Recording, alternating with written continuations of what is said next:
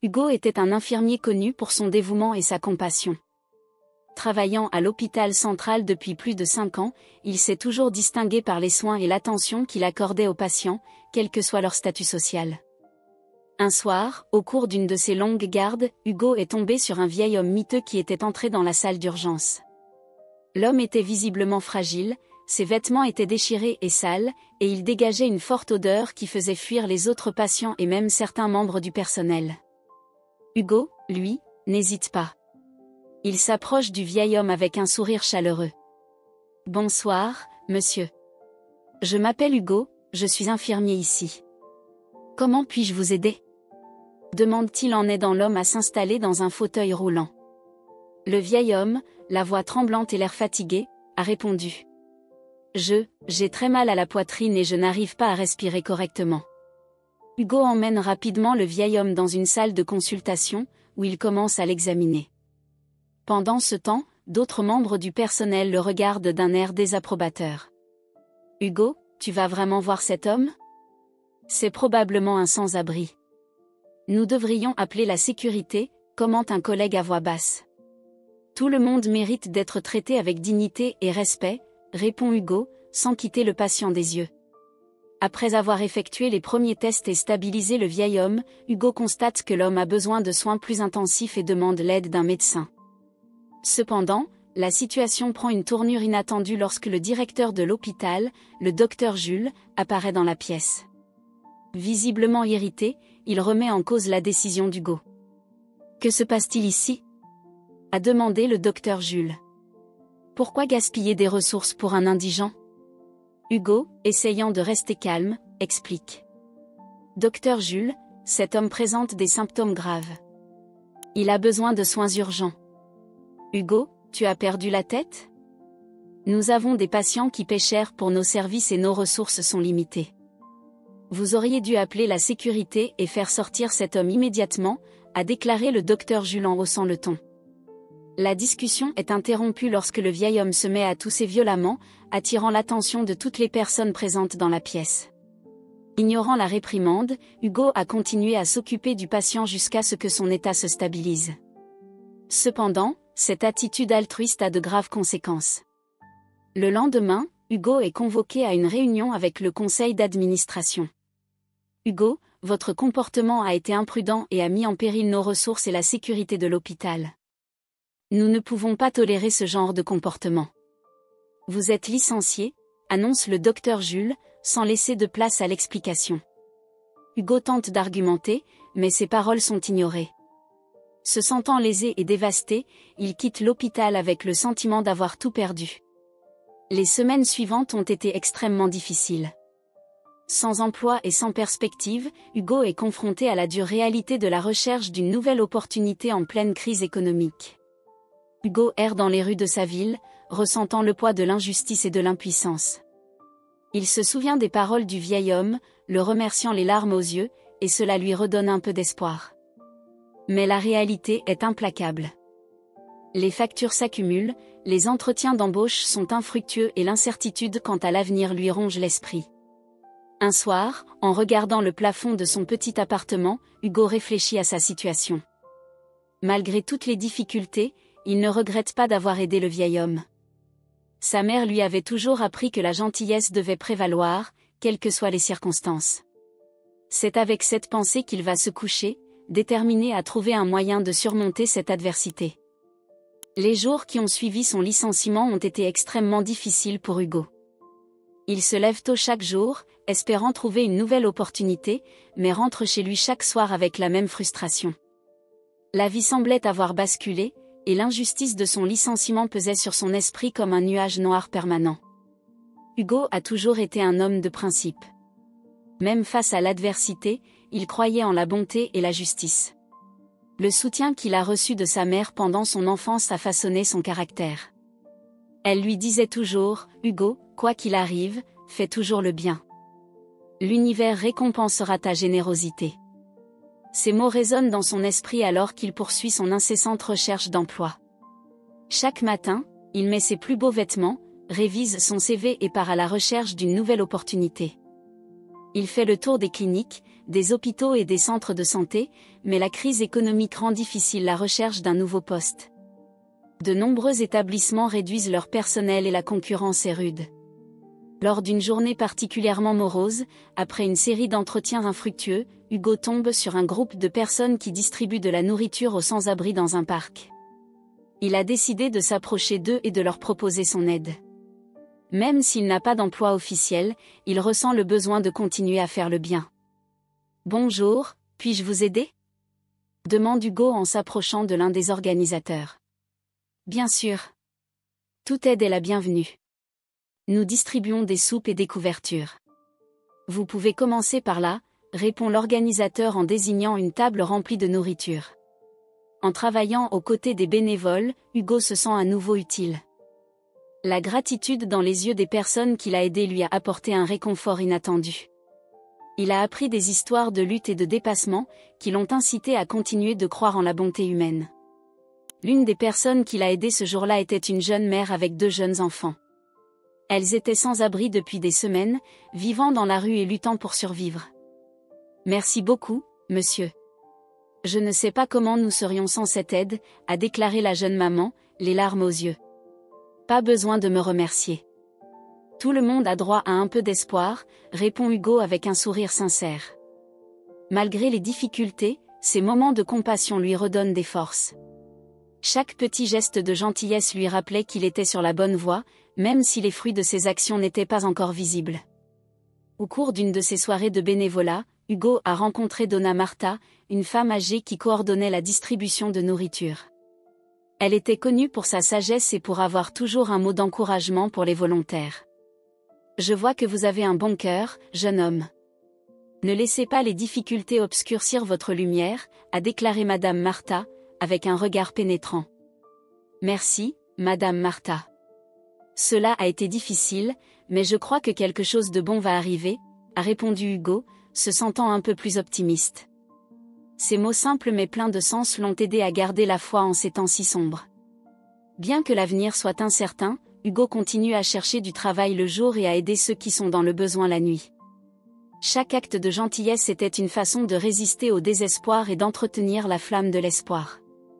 Le voyage d'Hugo ne fait que commencer et il n'a aucune idée des surprises que le destin lui réserve. Mais pour l'instant, il se concentre sur sa progression, un jour à la fois, avec la certitude que ses actions, aussi petites soient-elles, font la différence. Une semaine après sa démission, Hugo se réveille l'esprit plein de pensées.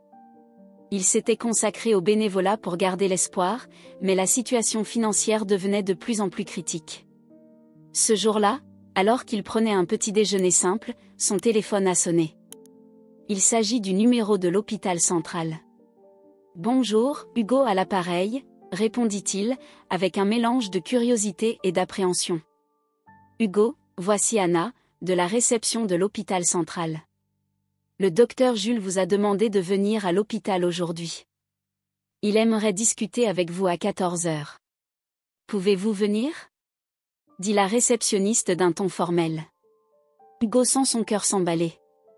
Pourquoi l'hôpital, et en particulier le docteur Jules, voudrait-il lui parler après l'avoir congédié si brusquement ? Plusieurs possibilités lui traversèrent l'esprit, mais il décida de rester calme. « Bien sûr, Anna.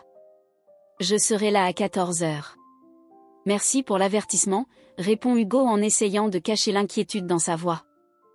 Après avoir raccroché le téléphone, il a passé la matinée à réfléchir à ce qui pouvait se passer. Il a mis ses plus beaux vêtements, les mêmes que ceux qu'il portait pour les entretiens d'embauche, et est parti pour l'hôpital un peu avant l'heure prévue, voulant arriver tôt pour se préparer mentalement. Lorsqu'il est arrivé à l'hôpital central, la vue familière des installations lui a fait ressentir une grande émotion. Il avait consacré des années de sa vie à cet endroit, et voilà qu'il y revenait dans des circonstances si inattendues. En entrant, il fut accueilli par Anna, qui lui adressa un sourire encourageant. « Bonne chance, Hugo. J'espère que tout se passera bien pour toi, » dit-elle avec une gentillesse à laquelle Hugo ne s'attendait pas. « Merci, Anna. Je suis un peu nerveux, mais nous verrons bien ce qui se passera, » a-t-il répondu en essayant de sourire. Anna l'accompagna jusqu'à la salle de réunion où l'attendait le docteur Jules. La salle était étrangement silencieuse et formelle. Le docteur Jules, assis derrière son grand bureau, lève les yeux lorsqu'Hugo entre. Asseyez-vous, Hugo. Il faut qu'on parle, dit le médecin d'un ton dont Hugo ne sait s'il est sérieux ou cordial. Hugo s'assoit, essayant de cacher son anxiété. Le silence qui suit est inconfortable, et il espère que le docteur Jules va briser la glace. Hugo, je sais que notre dernière rencontre n'a pas été des plus agréables.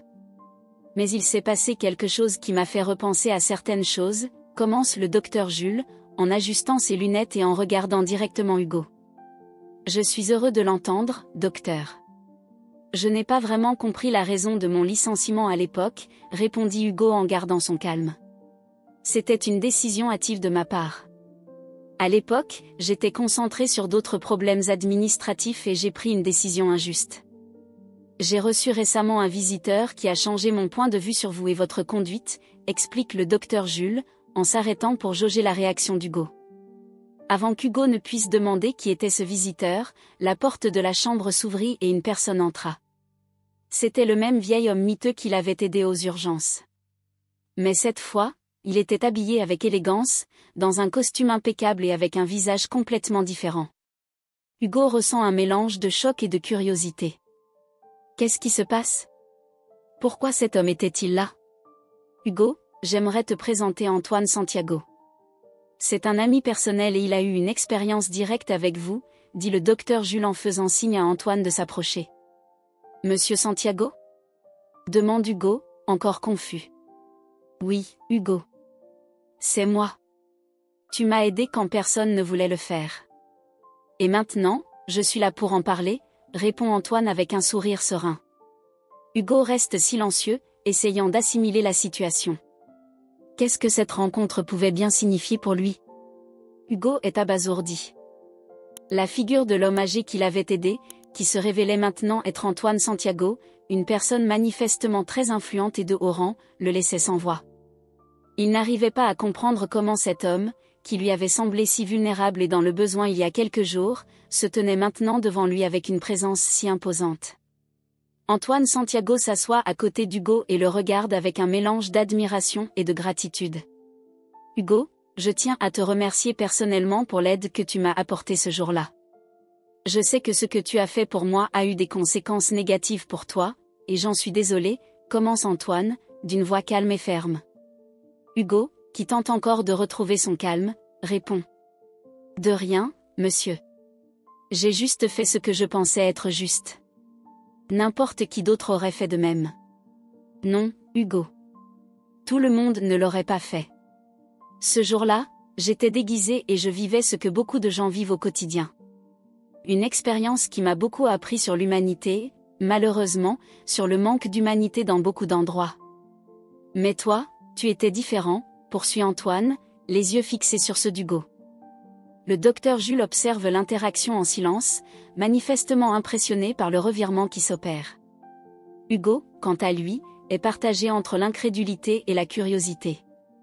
Monsieur Santiago, je ne comprends pas. Pourquoi étiez-vous sous couverture? Et pourquoi es-tu ici maintenant? Demande Hugo en essayant de mettre de l'ordre dans ses idées. J'ai une fondation qui travaille avec les sans-abri et diverses causes humanitaires. Périodiquement, je me déguise pour mieux comprendre la réalité de ces personnes et pour m'assurer que ma fondation fait vraiment la différence. C'est ainsi que nous nous sommes rencontrés, explique Antoine en souriant légèrement.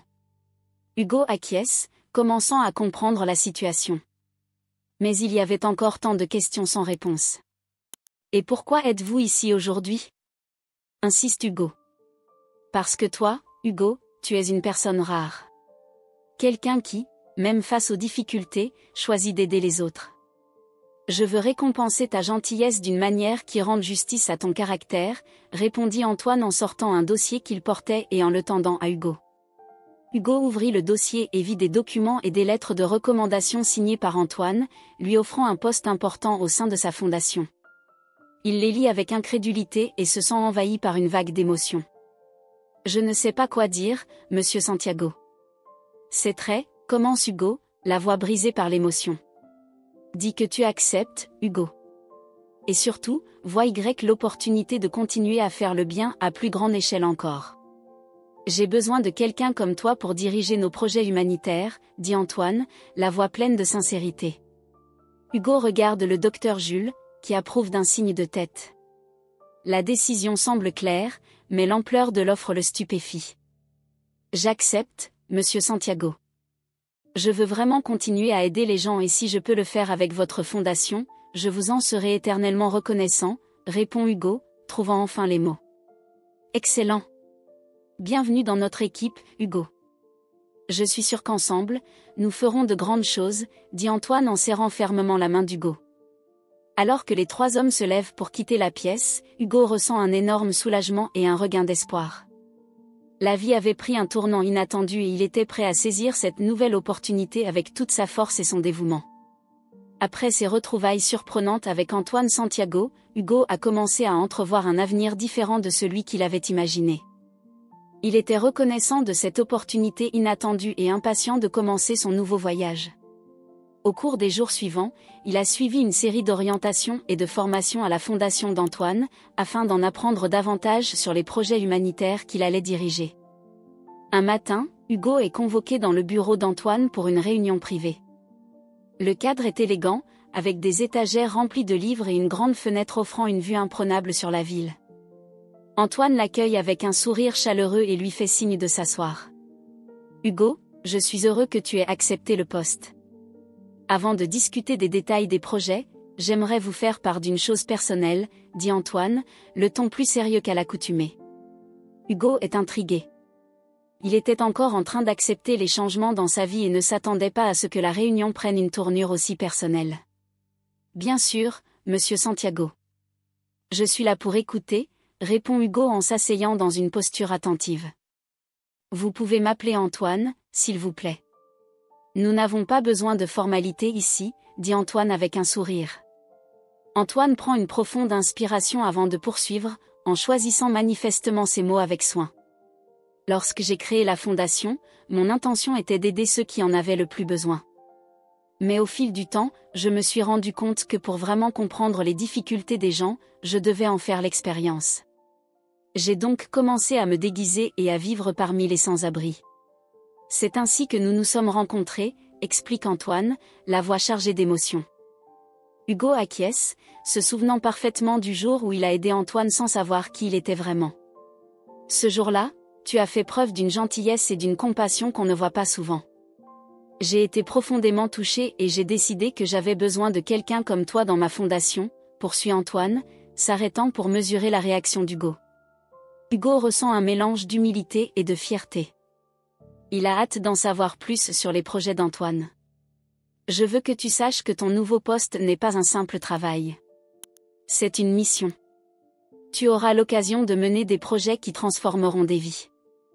Et pour commencer, j'ai une offre spéciale pour toi, dit Antoine en prenant une enveloppe sur la table et en la tendant à Hugo.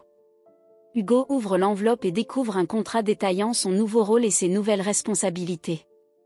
Il y avait également un chèque important en guise d'avance sur salaire et une lettre personnelle d'Antoine exprimant sa gratitude. Ce contrat n'est qu'un début. Je veux que tu aies la liberté de développer et de mettre en œuvre des projets qui font vraiment la différence. Je fais entièrement confiance à ton jugement et à ton cœur, dit Antoine avec un regard sincère. Hugo reste sans voix. La confiance qu'Antoine lui accorde est à la fois enthousiasmante et un peu effrayante. Antoine, je ne peux pas te remercier assez. C'est plus que ce dont j'aurais pu rêver. Je promets de faire de mon mieux pour honorer cette opportunité et aider autant de personnes que possible, a déclaré Hugo, la voix tremblante d'émotion. Je sais que vous le ferez, Hugo. Et il y a encore une chose que je dois partager avec vous, mais je la laisserai pour un moment plus opportun. Pour l'instant, concentrez-vous sur la découverte de l'équipe et des projets. Travaillons ensemble pour faire la différence, conclut Antoine en se levant pour saluer Hugo. Hugo quitte le bureau plus motivé que jamais.